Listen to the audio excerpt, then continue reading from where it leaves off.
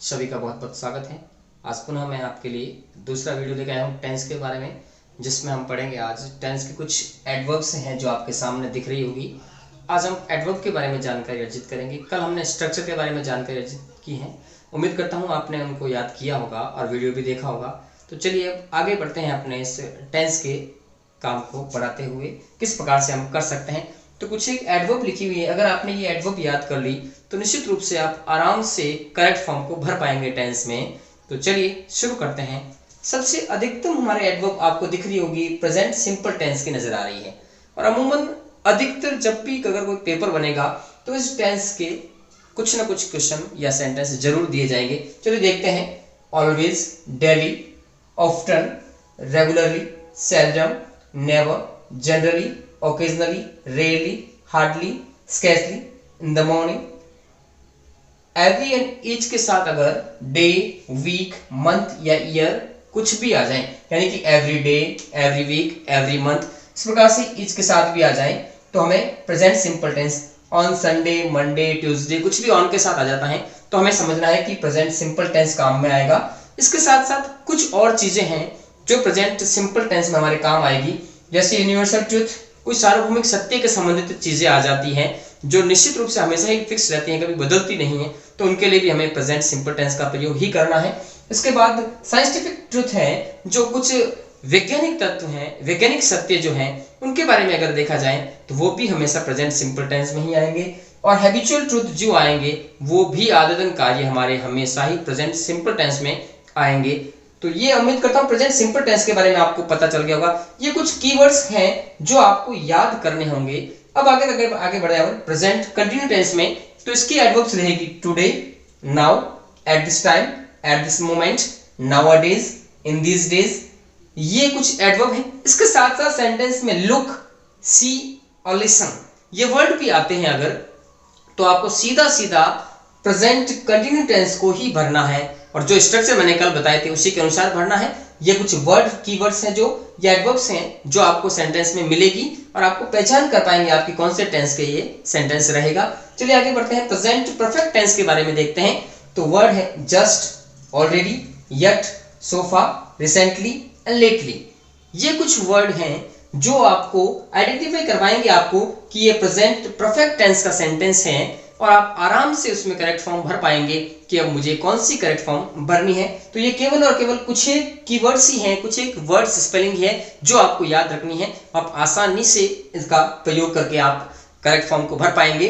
और present perfect continue जो tense है, परफेक्ट कंटिन्यू वाले जितने भी टेंस दिख रहे हो, सिंस या फॉर के बाद टाइम निश्चित रहेगा इसमें, लेकिन फर्क कितना रहेगा।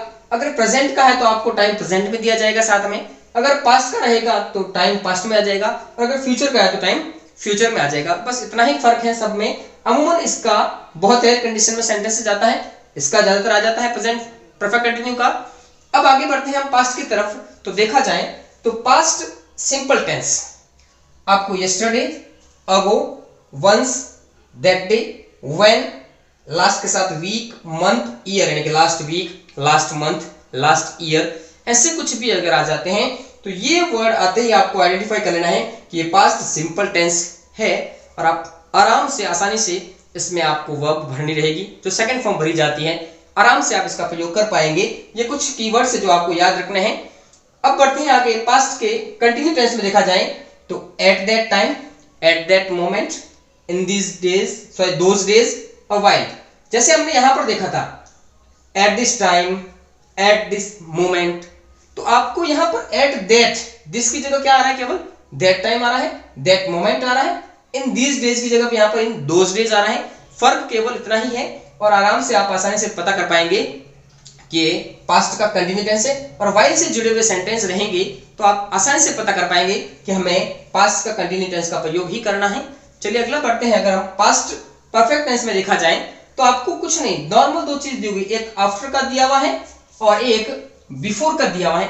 दो सेंटेंसेस आते हैं और अगर सेंटेंस के पहले अगर खाली जगह और आफ्टर से अगर सेंटेंस जुड़ा हुआ हो तो आपको केवल और केवल पहले वर्ब की सेकंड फॉर्म का प्रयोग करना है और इसके पश्चात हेड प्लस थर्ड फॉर्म का प्रयोग करना है। और अगर दो सेंटेंसेस बिफोर से जुड़े हुए हो तो आपको इसी नियम को उल्टा करना है, हेड प्लस थर्ड फॉर्म को पहले ले आना है और वर्ब की सेकंड फॉर्म को बाद में लेना है। अब आपको एग्जाम में उमूमन एक ही खाली जगह दी जाएगी, एक तरफ भरी हुई रहेगी और दूसरी में आपको खाली जगह दी जाएगी, उसमें आपको ये फिलअप करना है।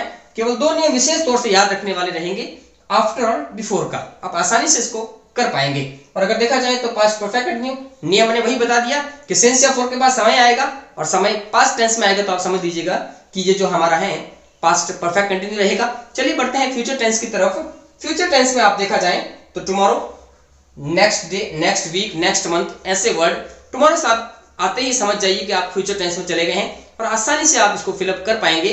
तो बढ़ते हैं हमारे फ्यूचर के कंटिन्यू में। तो वही टाइम देखो, at this time, at this moment, वो तरीका ही है, लेकिन साथ में समय कौन सा आ जाएगा, टुमारो का।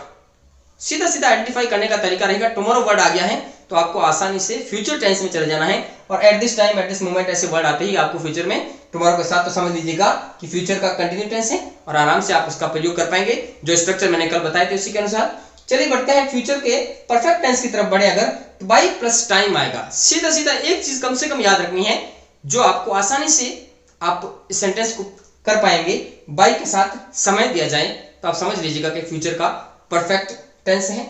और अगर फ्यूचर परफेक्ट कंटिन्यू में जाए तो यही रूल्स है, सिंस फॉर के बाद टाइम आ जाए प्लस बाई प्लस टाइम भी आ जाए सिंस फॉर के बाद टाइम के साथ, तो समझ लीजिएगा कि फ्यूचर का परफेक्ट कंटिन्यू है और टाइम हमेशा किस में आएगा, फ्यूचर में आएगा। तो उम्मीद करता हूं कि आपको आसानी से इस चीज समझ में आ गई होगी और आप एक बार चाहें तो इसका स्क्रीनशॉट भी ले सकते हैं। एक तरफ हो जाता हूं। चलिए, तो मैं उम्मीद करता हूं कि आपको ये कुछ कीवर्ड्स, एडवर्ब्स जो हैं ये समझ में आई होगी। केवल आपको इसको लर्न करना है। ये लर्न करने के पश्चात हम कल की वीडियो में देखेंगे कि कैसे कैसे सेंटेंसेस पुटअप होते हैं, एग्जाम में किस प्रकार के सेंटेंसेस आते हैं, हम कैसे पहचान कर पाएंगे कि कौन सा सेंटेंस किस टेंस में जाएगा, हमें करेक्ट फॉर्म क्या बनी रहेगी, खाली जगह में क्या बना रहेगा, इसके बारे में जानकारी करेंगे। तो उम्मीद करता हूं आपको वीडियो पसंद आया होगा। अगर पसंद आए तो आप अपने सभी मित्रों के साथ इस वीडियो को पहुंचाएं, वीडियो को लाइक शेयर करें और अगर चैनल पर नए आए हो आप तो चैनल को सब्सक्राइब जरूर कर लें और नोटिफिकेशन बेल को दबा दें ताकि आपके पास तुरंत नोटिफिकेशन पहुंच जाए कि वीडियो अपलोड हो चुका है और आपकी बहुत अच्छे से बोर्ड की तैयारी करवाऊंगा मैं आपको। निश्चित रूप से आप बहुत अच्छे मार्क्स ऑब्टेन कर पाएंगे। तो उम्मीद करता हूं इसी के साथ बहुत बहुत धन्यवाद। Thank you.